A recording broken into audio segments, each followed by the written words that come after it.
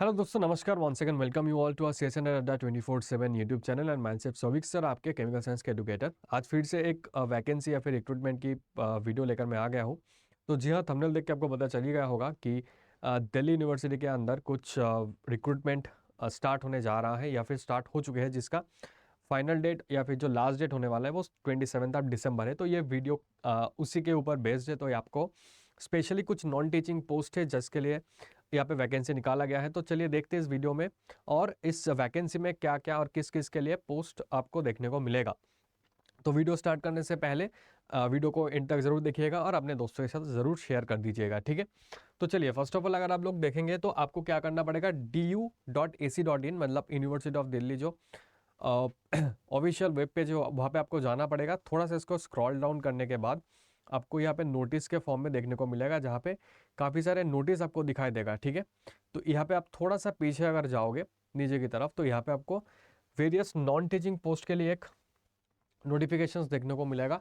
उसके बाद आप वहाँ पे जैसे क्लिक करते हो आपके पास एक ऐसा पेज ओपन होगा। यहाँ पे आप देख पाओगे कि online applications are invited in the prescribed application form from the eligible candidates for appointment to the various non teaching post and last date is nothing but 27 December, ठीक है। तो आप ज़रूर इसके लिए ट्राई कर सकते हो। अब कौन कौन इसके लिए एलिजिबल रहेंगे, अगर हम लोग एलिजिबिलिटी की बात करें, पहले अगर आप एडवर्टाइजमेंट देखना चाहोगे तो आपको सिंपल और सिंपल ये हमारा एडवर्टाइजमेंट है and click what with due under the head advertisement department, ठीक है। मतलब यहाँ पे जाना है एंड उसको जाके यहाँ पे क्लिक करना है। तो ये आपका छोटा मोटा एडवर्टाइजमेंट है, यहाँ पे और कुछ नहीं है, ठीक है। हमें देखना पड़ेगा कि कितने नंबर ऑफ वैकेंसीज है। तो यहाँ पे सारे वैकेंसीज के बारे में इंफॉर्मेशन दिया हुआ है। तो मैं थोड़ा सा दिखाना चाहूँगा। अरे भाई सॉरी, वेरी सॉरी,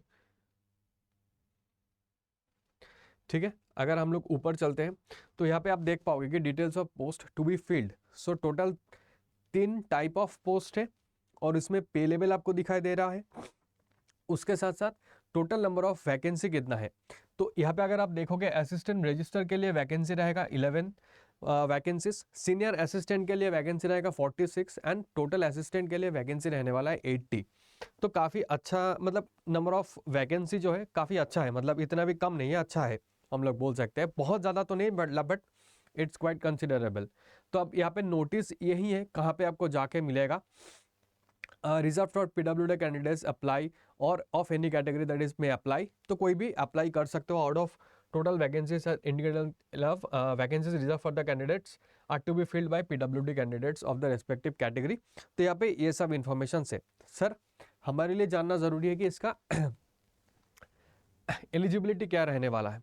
तो एलिजिबिलिटी या फिर क्वालिफिकेशंस की बात करें, असिस्टेंट रजिस्टर पे लेवल आपका 10 होने वाला है। तो दिल्ली के अंदर वो पे लेवल 10 मतलब काफ़ी अच्छा खासा एक सेंट्रल यूनिवर्सिटी के जॉब आपको मिलने वाला है, सेंट्रल गवर्नमेंट की जॉब आपको मिलने वाला है। तो डेफिनेटली बहुत ही अच्छा पे इसका लेवल होना मतलब होगा। तो मास्टर डिग्री आपको चाहिए अगर असिस्टेंट रजिस्ट्रार के लिए आप अप्लाई करते हो। तो एटलीस्ट 55% मार्क्स और एन इक्विवेलेंट ग्रेड अगर आपके पास है। तो appointment under the direct recruitment shall be made through an all India open competition by conducting a written test and a interview. मतलब रिटन टेस्ट एंड इंटरव्यू आपके लिए होने वाला है। एज लिमिट आप देख पा रहे हो 40 ईयर्स है।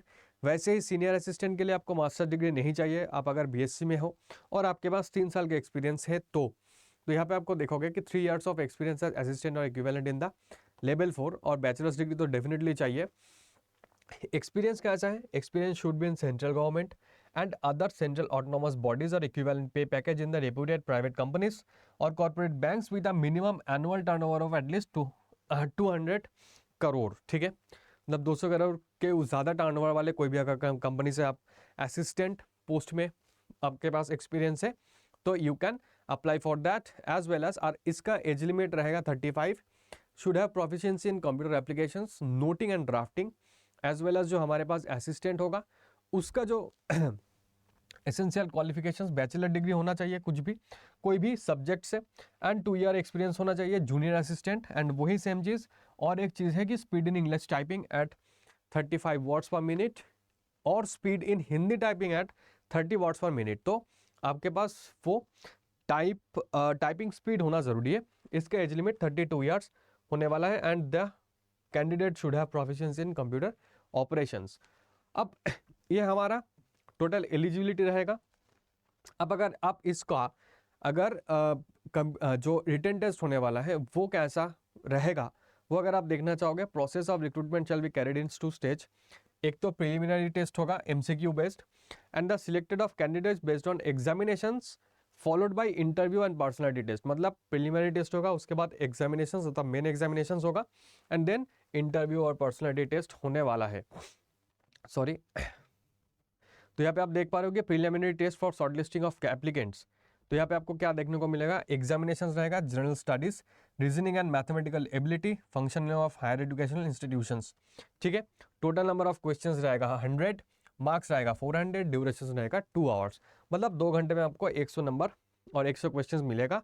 400 मार्क्स का एग्जाम होने वाला है, 400 मार्क्स का।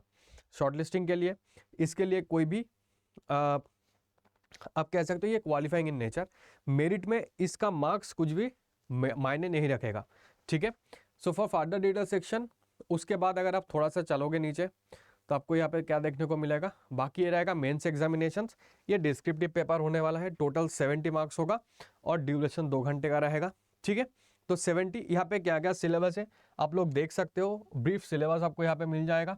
ठीक है, similarly interview and personality test के लिए आपको 30 मार्क्स मिलने वाला है।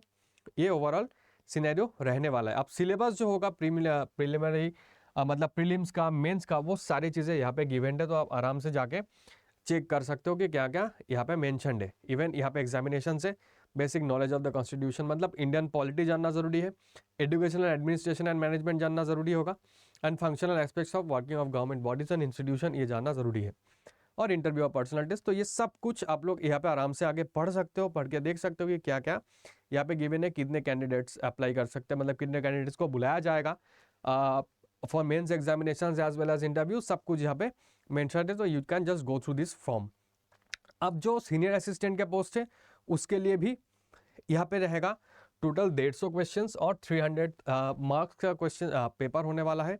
फिर एग्जामिनेशन, मेन एग्जामिनेशन होगा, वो 200 मार्क्स का होने वाला है, और फिर यहाँ पे स्किल टेस्ट होगा। ठीक है, मतलब सबका अलग अलग टाइप का होगा। एक तो हमारे पास जो असिस्टेंट रजिस्ट्रार हो जाएगा, ये सीनियर असिस्टेंट के लिए एग्जामिनेशंस का पैटर्न अलग होगा। सिमिलरली अगर आप थोड़ा नीचे जाओगे तो यहाँ पे आपको जो आपका असिस्टेंट पोस्ट है उसके लिए भी ये पैटर्न हो जाएगा। ठीक है, वही है, प्रीलिमिनरी टेस्ट, फिर मेन एग्जामिनेशंस। क्यों भाई डिस्टर्ब कर रहा है इतना? ठीक है, उसके बाद ये जो रहेगा तीसरा वाला स्टेप, जो जहाँ पे हम लोग स्किल टेस्ट कह सकते हैं, इसको समझ में आ रहा है? ठीक है, ये रहेगा ओवरऑल सिनेरियो। तो अगर आप देखोगे तो ये कंप्लीटली सब कुछ यहाँ पे मेंशन्ड है टोटल, कि क्या आपका टेस्ट होने वाला है, क्या पैटर्न रहेगा और क्या आपका सिलेबस रहने वाला है। तो इसके बेसिस पे यहाँ पे सारे कैंडिडेट्स को प्रिपरेशंस लेने की ज़रूरत पड़ेगा। तो ये आप लोग एक बार ज़रूर गो थ्रू कर लीजिएगा, तभी जाके आपको प्रॉपरली समझ में आएगा। और उसके साथ साथ एकदम लास्ट एक पार्ट जो मैं बताना चाहूँगा, that is general instruction for applicants. क्या क्या होगा, ये आपका फीस रहने वाला है, कितना फीस आपको देना पड़ेगा, यहाँ पे एज रिलैक्सेशंस गिवन है। ठीक है, तो ये आप देख सकते हो। अगर आपके पास कास्ट या फिर कैटेगरी सर्टिफिकेट्स कुछ भी होगा तो you can do that as well, मतलब वो आप लोग सबमिट कर सकते हो अपने अकॉर्डिंगली। सो ये ओवरऑल नोटिफिकेशंस है। ठीक है, तो ये नोटिफिकेशंस काफ़ी अच्छा खासा पोस्ट के लिए है, मतलब 80 + 46 + 11, तो मतलब ऑलमोस्ट आप देख पा रहे हो कि 120-130 के आसपास वैकेंसीज़ के लिए पोस्ट है। तो अगर आप प्रिपरेशंस और ऐसे पोस्ट के लिए अगर आप दिल्ली के हो और कि आसपास के हो, अगर आप चाहते हो कि कोई गवर्नमेंट जॉब मिले, सेंट्रल गवर्नमेंट जॉब मिले, तो you definitely try this one. और उसके लिए आपको थोड़ा सा मेहनत तो करना पड़ेगा जी, डेफिनेटली। आपने सिलेबस देख लिया तो उसके अकॉर्डिंग आप प्रिपरेशंस कर सकते हो।